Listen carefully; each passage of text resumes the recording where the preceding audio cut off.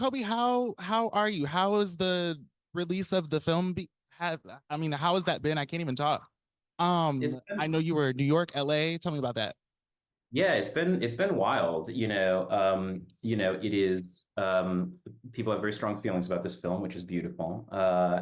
And so it's been really honestly a really exciting process to sort of metabolize it and sort of hear from the people who it's enraged in various ways and hear the people who it's really moved and spoken to in various ways and just sort of you work on these things for years and then you sort of dump them into the world and fortunately we're in a moment where you get a bunch of feedback and so it's been just fun to hear all the different responses. Um, so I guess honestly, moving forward, you kind of segue into my next question. What was that process like, creating the script? I Yeah. think, and I mean, quote me if I'm wrong. I know that you worked on the script with the lead actor. You kind of built the character with Justice Smith.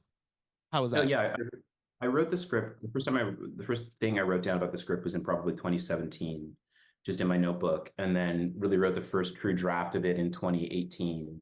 And then I went through a process through the Sundance Institute, which is related to the Sundance Film Festival, called the Labs, which is a writer's lab where you workshop the script with just a bunch of other screenwriters, and then what's called the director's lab, which is this beautiful process that happens all the time in theater, but happens very rarely in film, which is a workshop. So it's sort of a try it before you buy it sort of exercise where you can sort of work out some of the kinks of something. And Sundance invites a few filmmakers, early career filmmakers up, and then we bring actors with us and basically shoot test case versions of the scenes. So I shot, in 2019, four versions of four scenes, with a bare bones budget and no none of the resources that are in the finished film. But luckily enough, Justice Smith, who plays the lead in the finished film, agreed to come up and do that workshop with me. And so we've been working together really since 2019. So he did that version of it, and there's some things in the script based on the conversations he and I had. And then in the years between then and when the film actually shot, he would come over to my house and read different versions of stuff that I was working on just to see how it played as I was editing the script. So it's been a long, lovely collaboration with him, and I'm going over to his house tomorrow to work on another thing. So we like each other very much. Kobe, I've got an audience question here for you. It says, in an interview on the news, you mentioned a specific image in the film that reminded you of a personal experience here in Fort Wayne at Burger King. Sure, What was sure. it? Yeah, sure. Let's jump right into that. I knew I wasn't gonna get out of this without talking about the Burger King on Maple Crest. Um, what's the shortest version of this story to tell? I'll tell the shortest version of this story, and then if you want the longer version, I can tell you the longer version. But the the image at the ATM of the two white guys and a girl, and the two white guys sort of like rushing at you, or rushing at me. A much lower stakes version of that happened to me at the Burger King on Maple Crest when I was home for college one time, and there was something about the way they felt that those two young white men felt very protective of this woman that felt like a different generation of racial politics to me, where it was like that you're behaving as if, and it was like literally about like an order at the counter, like they thought I was like going for her bag, at the counter as opposed to my own bag. It was my own bag, for the record. But there was something about the way they sort of rolled up that was so. It was like they thought I was gonna like assault. In the story in my head is that they were her brothers. I don't know if that's true, right? But the story in my head is that there are these two white guys and their little sister or one of their sisters. But again, there was just this energy that assumed I had some intent toward this white woman that I certainly was not aware of, and that image of the sort of intensity they came at me with, and it was just they really just sort of stepped to me a little bit. That's all that interaction was. There was no magical wizard who saved me, as you can imagine. But just the intensity of that really struck me, and that thing that happens to me not infrequently as a black person, of being sort of assumed to have an intent that I don't have, assume to have, that my body just has a valence in the world that I'm not even honestly aware of sometimes walking around, because I was just trying to pick up my hamburger, you know. But that image really stuck with me, and part of why that scene is that sort of triad of those two men and that woman is just because of the force of that image in my mind, of sort of realizing, not necessarily for the first time, but having this really sort of stark moment of, oh, if I were a white man, I don't think you would have assumed there was danger from me in this particular moment. So I have a lot of very lovely memories from the Burger King on Maple Crest Road, because my dad and I used to go there a lot, but that's the one that made the film. Yeah. I just want to say thank you, Wilbur, for the question. But we do have another question from the audience. So kind of going back a little bit, what was the biggest change in the script that occurred due to your work at the Sundance Lab? I think the two things that leap to mind are, so the one scene that's in there super explicitly because of justice is the scene, the little shoe shine scene, where he's the little disembodied hand, which is me, by the way. So shout out. I may or may not have seen some like old teachers in the audience walking in. It's kind of grainy, but if I have an old high school drama teacher in the audience, maybe I do. That's my one cameo in the film is that hand is played by me. That, you know, it's one of those Hey, things. Kobe. Was that? Was that, hey, Kobe, I'm here. Yeah, I thought that was. I wondered if that was you. I You wondered if that know? was you. Yeah. I thought, ladies and gentlemen, shout out to Miss. You got a new name now. You're Miss Benson now. Is that? Did I make that up? Like, sorry, I'm sorry. I'm years out of it. Mrs. Hines, that's my high school drama teacher. Cast me in a lot of plays. Part of why I'm here. So shout out to her. Thank you. But I did act in this. I did act in this as the hand. That's it. Just the hand. You know. There you go. Yeah. But but that scene, it was one of those differences between a writer and a director where, you know, I'm like, listen, he gets whisked in his magical society. We, the audience, we all know he's getting whisked into a magical society. I, the writer, know he's getting whisked into a magical society. You know, he's going to do it. You know, he's not going to like have two scenes with the magical society, then say goodbye and never see the magical society again, because, you know, we all have sort of expectations as an audience, and as a writer, you're hyper aware of those expectations. But Justice as an actor was like, I'm losing my mind, right? Like, I went from believing magic wasn't a thing to now there being magic in the world. I should be losing my mind. I need more time to lose my mind, you know, at the existence of magic coming into my life. So there were a couple of different scenes I wrote, you know, in response to that, but just sort of building out that little sequence of him walking around the society afterwards, to just for him as an actor, but also just as a human moment of like, yeah, no, take a beat, register that there's magic in the world. That's one piece of it, and then the other piece of it that changed is that presentation scene, that climactic presentation scene, is one of those things that you're really not supposed to do, right, from a screenwriting perspective, because the way that it looks on the page, for those of you that have ever seen scripts, the way scripts usually look is like one person's line of dialogue, then another person's line of dialogue below that, then another person's line of dialogue below that, right? And to get the effect that I wanted on the page and in performance, I did dual dialogue. So basically it's 8 pages of 2 people talking at once in 2 columns, right? And it looks pretty chaotic on the page. And I had written a shorter version of that scene, and had gotten a ton of feedback that it wasn't going to work, that it was going to be too chaotic and it was going to be too messy. And so I tried a shorter version of it at the Sundance Labs, and I was like, oh no, not only does this work, this actually works way better than even I thought it did. So I basically tripled the length of it, and made it a much sort of longer, more dynamic scene. But that's the kind of thing I wouldn't have done if I hadn't tried it. And again, we do this in theater all the time. We do stage readings, we do workshop productions, but in film, it's almost non-existent for reasons that boggle the mind. But I was very grateful. So we've got 2 questions here that kind of tie into each other. One is why yarn, and the other one is what was the genesis of making Aaron a fiber artist? As a knitter embroiderer, seeing all that yarn in the trash was quite painful. Okay, well, so shout out to the fiber artist in the audience. I hear that terminology. I see you. There's a couple of things about it. I love. I love knitwear. But the yarn is doing a few things. Just on a character level, I love the idea of this character uh, being attracted to really soft materials, and wanting, materials that are, 'cause so much of what this character, the way I'm painting this character and what is the sort of animating force of this character to a large extent is wanting a sort of gentler world than the world he's sort of forced to inhabit as a black man moving through the world. And so I love the idea that he was sort of unconsciously playing out this fantasy of a calmer, softer, more receptive world in his medium, and there was an earlier draft where he, what big climactic thing he did was sort of build this big sort of soft room of yarn, basically, that sort of swaddled him and was very soft and gentle and calm for him, right?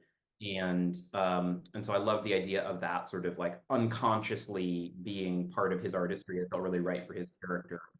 And then accordingly him not it being unconscious, right, and him not being able to sort of explain and articulate it, both as sort of a demonstration of not being able to stick up for himself, but also just in terms of his own understanding of himself, and then that being a vehicle for his own self-discovery, because so much of the film is just him sort of coming into an awareness of what his relationship to his own race is, what his relationship to white people is, what his relationship to his own confidence is, moving through the world. It's this sort of light bulb turning on in his head is so much of what the film is. And to have this sort of concrete external thing that he's working on that we've seen that he can't explain, that he can later explain, is really satisfying. And then when he sort of swings back around to sort of reclaim it, after having so painfully put it in the trash, to me, there's just a satisfying sort of visual thing about that in terms of, oh no, he is coming into his confidence, he is coming into his power, he is reclaiming his heart and putting it on his body, even if it's not totally done, right? It's a little frayed and it's not complete, but he's bold enough in his point of view now that he's able to just sort of wear Visually, it I out. thought that was really stunning. Okay. The incompleteness of the sweater at the end, I really thought that was such a great metaphor for where he was at in process. Really well done.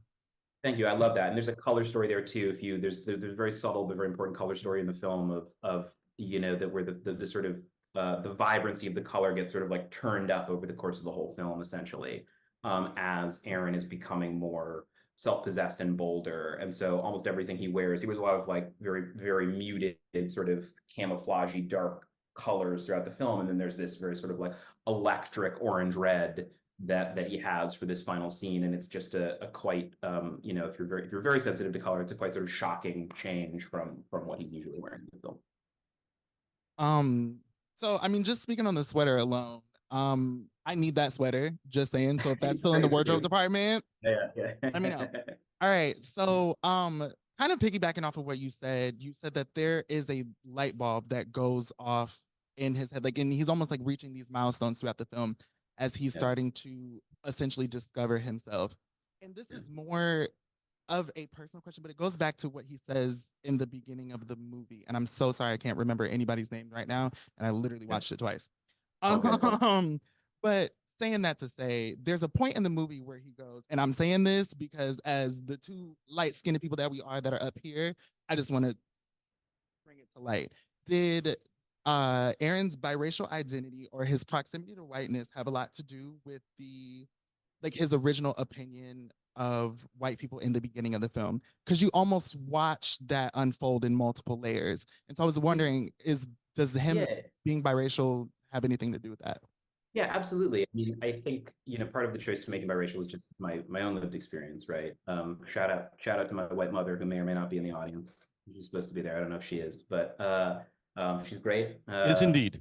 Yeah, but that one of the things the film is about is about the proximity to whiteness of different Black people and different people of color, and to me also about the false promise of assimilation. Right, there is a sort of talking point you still hear in American society from a lot of communities, from conservative communities especially, but you do hear this occasionally from from Black people and people of color as well, that if we just behave a certain way, right, that we'll receive the full sort of privileges of America, right? That it's not a systemic problem. It's not sort of an ingrained unconscious bias that cannot be sort of troubleshot by me comporting myself in a kind of way, right? And to me, I don't believe this. I find this to be a really dangerous lie, and just to give an example of it, there's this really sort of damning study that was published in the Times earlier this year about health outcomes for Black women, right? Controlling for class, right? So that Black woman walks into a hospital, white woman walks into the same hospital, they have the exact same income, it is the exact same hospital, the Black woman's outcomes are worse, right? And so there are myriad examples of things like that, where it's like there is a ghost in the machine here, right? There is unconscious bias, there is a systemic legacy that is really harming people, and you can't behave your way out of that systemic racism, right? That's my belief about it. And to put the lie to that belief, one of the things that I think is useful is to put very, quote, acceptable people of color in the center, and then watch even them be excluded, right? And so I have incredible privilege because of my light skin and because of my biraciality. I literally had a white mother who would advocate for me. Like some of the stuff that happened at school growing up, I was in some situations where people tried to send me down one track due to racism as opposed to another, and I had a white woman advocating for me. There's an incredible privilege to that. The way I look and move through the world, this is just the way I speak. This is not me code switching. This is just the way I speak. There's an incredible privilege to that, right? In terms of accessing traditional systems of power, right? But still, even for me, and even for a character as fair as Justice, or as fair as Henri, the romantic lead, it's another fair woman of color, that even they can be sort of denied access to the full privileges of whiteness and full privileges of America, despite being acceptable, right? So I'm interested in that sort of proximity, because to me it sort of sharpens that particular criticism, which to me is part of the satire of the film.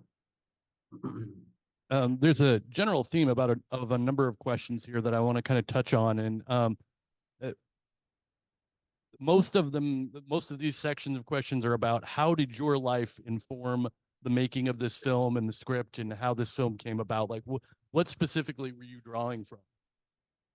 Yeah, I mean, it's my whole life, to give a little more color to the Burger King story. I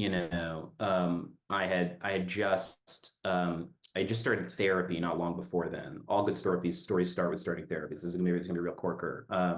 But my therapist had said a really interesting thing to me right before I came home for the Christmas, I think it was. And the thing he said to me specifically was like, hey, like some things people find when they've started therapy for the first time, started like really unpacking the sort of trauma that shaped them, that when they go see their families for the first time, it's a little surreal, right? Like you're noticing all this new stuff in your family dynamics, you're noticing all this new stuff. And so I was like sort of prepared to sit down at like Christmas dinner and be like finding out all this new stuff about my family. But instead, the main thing I noticed when I came home was my interactions with white people. And so part of why I think Burger King happened on that trip, where I was like, oh man, and part of what was striking about that interaction was that it wasn't that it was a one-time interaction. I was like, oh, I've had this interaction a dozen times in Fort Wayne, but also in these other places. And I've been living in New York at a time. New York's a place where people don't really look at you, and so it's a film that's also very much about the white gaze, I think, about what it feels like to be looked at by white people, and looked at and sort of told about yourself through the way you're looked at by them, right? Told you're a threat by that gaze, told there's this stuff about you that is a story they're bringing in and putting on you that is not who you are moving through the world, right? But that is definitely something that as I sort of spent more time understanding what was happening in my own weird brain, became very stark to me, was that, oh no, I am constantly aware, or at least I was in an early point in my life, of how white people are looking at me. And there's a quality of guardedness that I have around that, right? Because there's another shoe that might drop. Those guys at the Burger King, something might kick off. I have to let them know that, hey, no problem. Not trying to, there's nothing going on between me and your sister, younger friend, whatever. Hey, no threat here, right? That little micro sort of conversation was a part of my life in a way that's just like, oh man, that sucks that's like a thing I have to do moving through the world. And it's even more troubling that I wasn't totally aware of it for years, right? And I think that is part of what I'm interested about in telling stories about race, is this sort of unconscious, subconscious sort of transaction so many of us have around this. And part of what is challenging, I think, about the film for a lot of people is that is the subject of the film.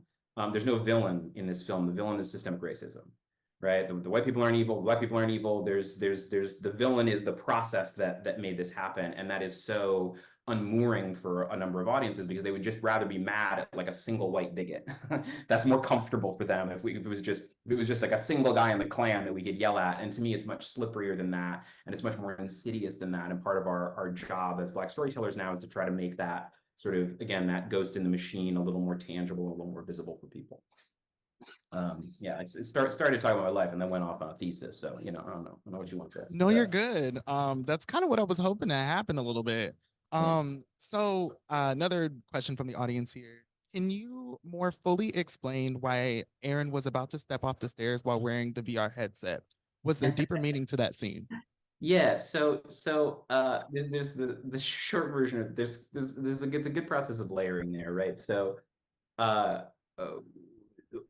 old trick I learned from, I used to make comedy docs in the late night space, was a job I had for a couple of years. And so we were always in that space doing these like sit down interviews, which are like quite dry and quite visually boring.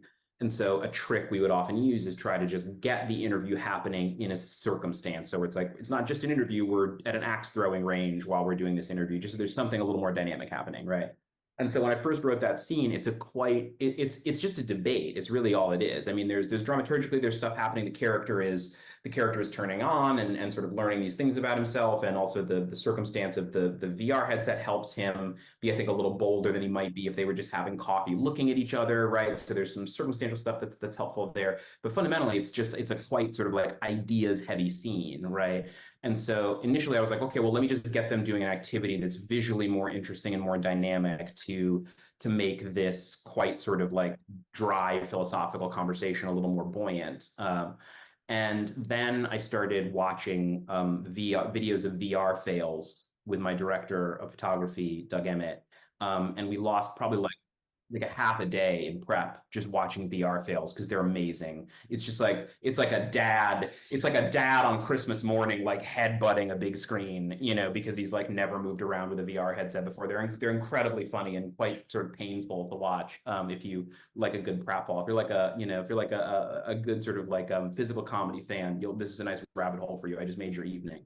But so we were thinking about, oh, maybe there's a gag in there if somebody walks by, or he falls down the stairs or something, there's a gag in there. And we were just sort of playing with that as like another sort of fun texture for this dry debate. And then, once we found the location, I got really excited about this idea of him walking up to a precipice, partially because, again, in a dry scene, it really sort of I get nervous for him. I don't know how it played in the house tonight, but it's like, and I find audiences get really quite afraid for him as he's walking up to the stairs, which again just like pulls you into a scene that's a little headier.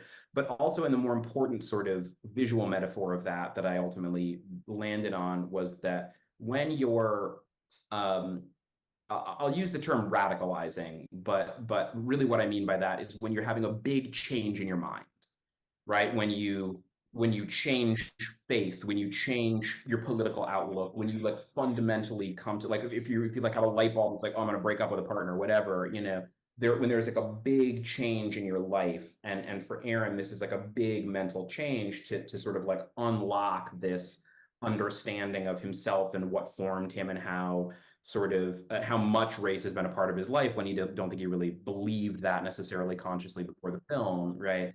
That when you're radicalizing that way, when your mind is changing in that way, it feels crazy. And it feels like you're jumping off a cliff, is what my experience of that feeling like, right? Is that everything, you're almost leaving these beliefs, these things you had before behind you, and it feels so terrifying to sort of take that step.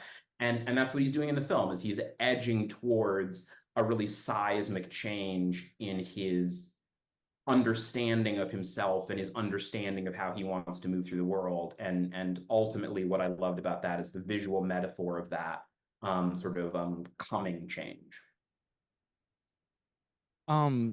So when I watched the film and like obviously thinking about it now, it's almost kind of like the precursor to that monologue, which I timed, by the way, to see how long it was. Oh yeah, how long is that? How long is it? Yeah, it's like it's around 8 minutes. I don't remember the exact time. Yeah, it's around 8 minutes. Yeah, that makes sense. And I was watching that, and I'm like, typically in these types of situations, you have about 1:30 to get it out, and then people just don't care. How, like I said, kind of him almost stepping off the edge as he's like getting riled up, and like you said, as he's getting radicalized, and we're into that monologue about 20-25 minutes later, like where it really explodes at the end. How did you use kind of the other things that were happening? Like there's someone that's like essentially trying to like white explain, like, hey, we are diverse at I can't remember the name of the company, but like actually don't do that. And then you see that at the you see that happening real time. But then what I noticed, and maybe it wasn't even intentional, is that there's the woman who's the boss is trying to say that, but then there's like her boss trying to speak for her at the same time. So it's so multi-layered, while there's actually only one person listening to him. How did you make all of that work? I know we talked about how it looked in the script, but what was that feeling? Or I mean, did you know that that was going to play out that way? Like, I guess, So walk me through that. So a couple of things about that. One, just on the writing of it, yeah, you're 100% right. It should be 1.5 minutes. And I first wrote that speech more or less unchanged. There's one line that Justice was like, hey, I think it should be this instead of that. There's one line, and I was like, oh, you're 100% right. So other than that one line that Justice pitched, probably the night before we shot it, it's basically a free write that I did. So it's a speech I vomited out in one sitting, and then sort of step back, which is a very sort of connected and honest and beautiful way to write, but it almost never is a finished product, right? For reasons like it's 8 pages long, right? And then I was like, okay, well, this is cool. There's definitely some cool stuff in here. This feels right for this character and where he is, and I've really gotten it out. Now I'm gonna edit it down to 1.5 minutes. And something really unusual happened when I was trying to edit it down to 1.5 minutes, which almost never happens when you're trying to edit stuff down, because almost always you can edit stuff down. Almost always something can be tighter. Almost always something can be shorter. But I found that when I started to cut it down, it started to disintegrate, because the other sort of beautiful thing about a free write is that it is definitionally discovered. You're sort of finding the next lily pad. You're jumping from lily pad to lily pad and finding the next sort of foothold in front of you. And so it has the honest to goodness synthesis of human thought, because it is human thought, right? And when the more I cut it down, the more it felt like writing, the more it felt like a speech. And I was like, well, this is a problem, because, I can't it wouldn't make sense to have a speech that long just sort of in the clear, And so I was like, okay, well, what would justify this length? And it's that no one's listening. Right. And so dramaturgically, the way, well, so reference wise, the way I think about this is a shout out to my three theater nerds in the audience. The way I conceive of that scene is, it's what if the last scene of The Dutchman and Noise Is Off were happening at the same time? That's a joke for 3 people in the audience, so you're welcome. But there is this very simple dramaturgical thing that's happening, which is to say that you have a character who just wants to be heard, and no one's listening to him, and so he has to keep going, and then one by one they shut up and listen to him. And so the action of the scene, what's happening sort of again dramaturgically, is that he's trying to be heard, they are not listening, one by one, boom, they shut up and listen, and when everybody's listening to him, the scene's over, right? Because of that, you almost don't need to hear the scene. Like, I love all the language in that. I love that monologue. I love all the jokes that are on the side. But the thing that's happening actually fundamentally is actually quite visual, which is to say that it's like a guy like wants to be listened to and no one is, and then they finally shut up for that moment of stillness and do, right? And that's in some ways the first real moment of antagonism that he has in the film, where it's like, oh, everyone in the whole film is just looking at him and listening to him, and again, it's so much a film about him being pushed into the background, all of us being pushed into the background. And to me, that sort of climactic moment of, no, you were literally on center stage, the whole world, the whole society, all of these powerful people, they're all listening to you. To me, that sort of works as such, and the language almost doesn't matter. And then sort of functionally, we just ran it like a play. So we did the whole, that take happened that way kind of every time. It's incredibly tight. It's like a farce. It's incredibly tightly scripted. There's a fair amount of improvisation over the course of the film. There's little bits here and there, but there is no improvisation in that scene, because it's just it's a Swiss watch, that we just shot as such. Yeah. So I think what's crazy is to hear your explanation of it, and maybe you don't. Have you ever seen the cartoon The Boondocks before? Yeah, not exhaustively, but yeah. What's Okay, so the very first episode is where Huey and Riley move in, and this is what I thought about. It is like they move. I don't remember what the town is called, but they move into this they move into this place where it's just all white people, right? And it's like all like middle-aged, like old white people, and they're like 8 and 10, right? So they go to this party, and like, of course, Huey's radicalized. They paint him as a domestic terrorist, blah blah blah blah blah. And it's so funny. Like, he's going up to all these white people, and he's like, Jesus was black and Ronald Reagan was the devil. And it's so funny that they're just all clapping for him, and they're like, yeah, but nobody's actually listening to him. And so I took it as that, and was like, oh my God, like, because I found myself relating to that. And then I found myself relating to this, because it's like, oh my God, every time I'm talking, I feel like nobody's listening. And so I really just appreciate that scene, because I think what happens, it captures a lot of what Black people feel in real time, right?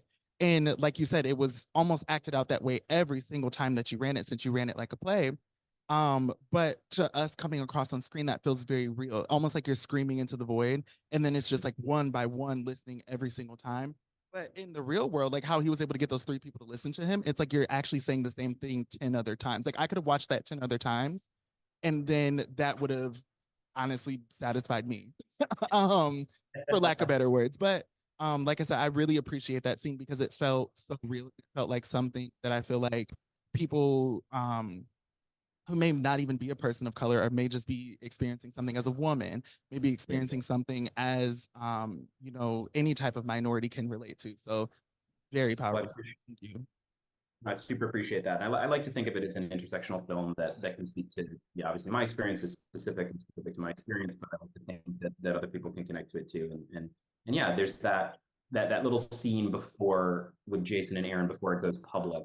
I feel like it's such a common scene where, you try to talk about, a microaggression or a moment where you felt, or as a Black person felt uncomfortable racially with a white person, and the white person immediately becomes almost unable to listen, because the sort of charge of "you are a racist" feels so grand and indicting that they literally can't even hear you and can't even listen to you. They're just trying to get the sort of shame and stigma of that label off of them, and it's just like, no, like, I literally don't care. It's quite banal. Racism is quite banal. It's all good. Like, I just like, if we're going to have a relationship, I would like to actually connect and be able to share and talk about, it's like, I always say that it's not the crime, it's the cover up, right? And that, because it's like, you're going to step on each other's toes moving through a diverse community. There's communities I know less about than my own community. You're going to step on toes. And so the ability to just have grace in like, oh, hey, in being called out and being sort of, sort of edited or to have space for other people's reactions, to me is one of the great fantasies of the film. So that kind of segues into a little bit.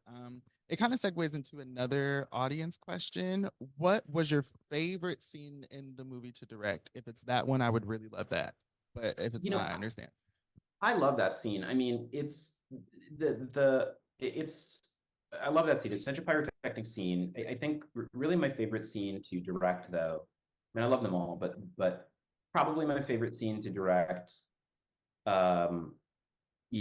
was the scene of Justice knitting on the bed, which is not a very pyrotechnic scene. It's just him sitting quietly knitting. But I just think he's beautiful in that scene, and it's cut up. It's a montage the way I ultimately edited it. But it's but just him sitting there I would say the best days on set are the days where I don't really say anything, where it's just because everybody knows, because we all know the story we're telling, we're all so tapped in. And there's a thing when you're constantly noting and giving people feedback, where they get just a little tighter and they get a little more reserved, as opposed to if everybody is sort of, artists are really free to sort of explore and do their own thing.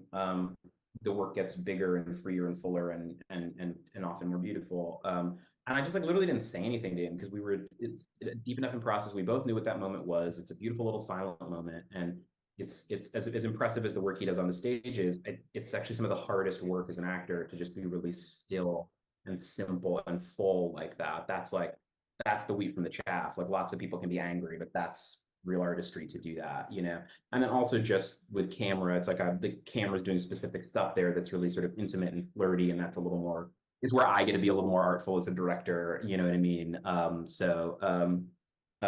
so that's my favorite scene, even though it's not exactly a crowd pleaser, but that's the one that was most fun for me. So a number of people in here would like to know what the future holds. Oh God. Listen, who knows, man. Got a couple of things. Hopefully, I love telling stories. I love doing this. Hopefully I'll get to keep doing it. It takes forever to do this. So if the over under is something like 5 years to make a film,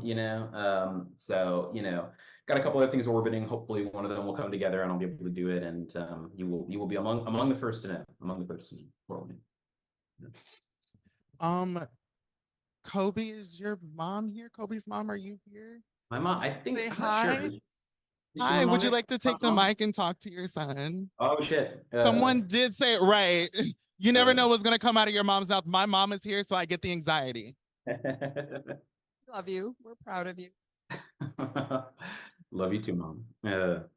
This is like her third time seeing the film. She's just the fourth time, maybe. I don't know. Who knows? It's the mom's. Uh-oh.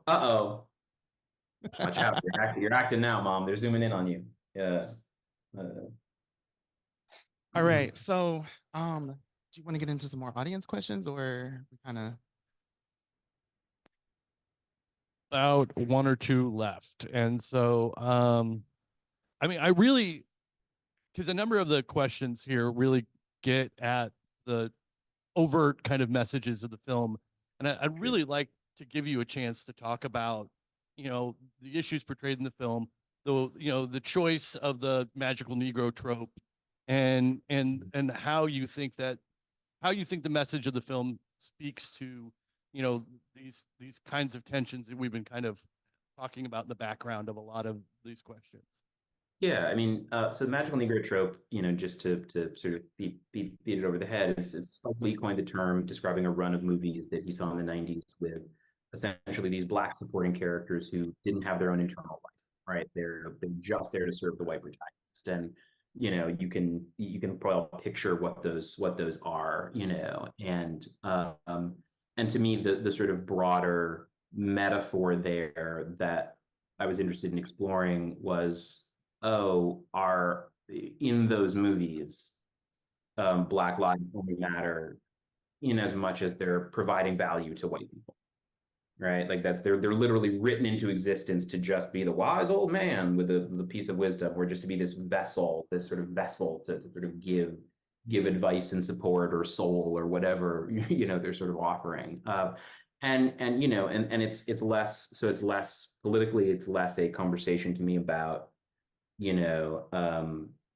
movies and storytelling in movies, and more a conversation about, well, who gets to be the main character in American life, right? Like whose lives are assumed to matter, and whose lives require marches and movements and sort of special laws to protect, right? And to me, that sort of is the broader conversation that feels sort of troublingly relevant to me, is that and in sort of starting to play around with this, essentially the question that I was asking myself is, okay, well, I'm playing around with I'm taking those characters seriously, right? So I'm imagining there are these Black characters who just like get up every day and just like want to work for white people, which I think is very funny, by the way, because it's to me, it's so absurd on its face that it's very funny to me, right? But in trying to just imagine those characters as a creative exercise, I found this very sort of dark resonance where I was like, oh no, like I feel pressure to behave in certain ways for my safety around white people in certain contexts. Oh no, this really sort of troubling sort of self-revelation. And this is despite, having dear friends who are whites, by having a mom who I love and has been, a lovely, generous force in my life, right? Still, despite those like immediate interactions, there were still the times where I was out and I was afraid of that guy because that guy was afraid of me. And needed to take my hands out of my pockets and make sure he knew that I was not, no one's trying to bug anybody here, right? That sort of performance of, in its way, being a magical Negro was actually a part of my life, right? And to me, the thing that's downstream of is the million ways that systemic racism gets in our brains in the most insidious and subtle ways and compromises us all. And so politically, what I'm interested in about this story is trying to, again, pin that down. Is like, hey, let's look at one guy's mind and one particular way that his mind was sort of influenced by these forces, and watch him sort of set himself a little bit free from that and sort of look at that, because that sort of amplitude of racism and that amplitude of conversation about systemic racism is not one that we get to tell much in movies, because it's incredibly hard to tell. It's much easier to tell stories about corporeal racism, like bondage, segregation, two different water fountains. It's very visual, it's very clear. Being sort of colonized in your own mind is much slipperier, much harder to pin down, right? But politically, I was interested in, I feel like there's value in sort of explicating those stories, but fundamentally, the way my sort of process as an artist, to make it very simple, is I focus on doing two things and two things only at the highest level. I don't really think about message. Like a lot of everything I'm saying about the politics of the film is stuff that I'm like, oh, when I sort of step back and look at it like a critic, this is what I get out of it as a film. But as a creator, as somebody who's like making it in the first instance, the thing I'm focusing on really rigorously is two things. One is to be incredibly honest, especially about stuff that is embarrassing. So when I stumble onto something that I'm like, ooh, I shouldn't say that, I sort of try to run towards that, because I feel like that's, if I'm afraid to share it, then that probably means that there's something true and forbidden there that we should probably talk about more as a society, right? So I feel like it's my job to run toward that quality of truthing, and then just be really rigorous about being honest about my experience of it. And then also just to be really entertaining, with the audience of only me in mind, because I don't know how to entertain, kids in Idaho, 18 to 35, or, I just like don't know how to calibrate for that. But I know how to make myself laugh. I know what I would find moving. I know what I would find intellectually interesting or challenging, and so I just work on doing those two things really at the highest level that I'm capable of, and then sort of it shapes into something, and then sort of set it off into the world, and it receives the vibrant reactions that it receives. Yeah. And I like how you touched on the fact that, I know how to make myself laugh. I know how to make this happen for me, right? And sometimes a part of that art, and a part of what makes art such a beautiful thing, and what a part of your art that has brought this community together tonight, is being able to share not only your experience, but such a common experience in a way that people can talk about it, in a way that people can learn about it, right? Because sometimes a part of what you're doing is that, I don't want to say subtle activism, but sometimes just telling your truth, Yeah. telling other people's truth, is a big part of that. So I definitely just want to thank you, Thank you. for that, because look at the conversation that it's creating. No matter, I don't care what anyone said about it online, because we read the comments. That's what we do. And I'm sure you have a little bit, but I've seen you've been kind of off social media. Yeah, listen, I'd stay out of it. No good can come from it. But look, I think it's a really positive, like, I think it's a really interesting conversation, right? Because it's like part of what, part of the genesis of this film is like, oh, here's a little corner of myself that I find embarrassing to share, right? That I find sort of taboo. And like, then, and it turns out other people agree with that. That's You recently did an interview, of course, with 21 Alive. Mm. And so, speaking of digging through comments, I did some work. So I'm gonna read some of these out loud, and I just want you to respond to them. And maybe the audience can respond to some. I love Can it. white people wait a minute? Because some of these are really good. I picked the good ones. Can white people even say the movie title out loud? Mm, mm.